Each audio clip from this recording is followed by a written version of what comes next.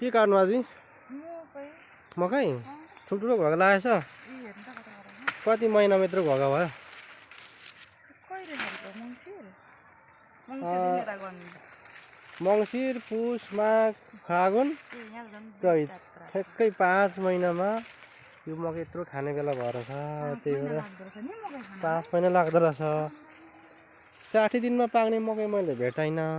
कामरै नथ्यो यो मकै त राम्रो होइन अनि 5 महिनासम्म पनि नखा यतिको हुन्छ भने करेले मन पराउनुहुन्छ त्यही भएर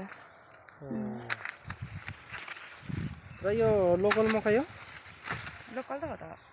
लोकल हो नि खानालाई त लोकल मिठो नि एक अङ्गालो भएको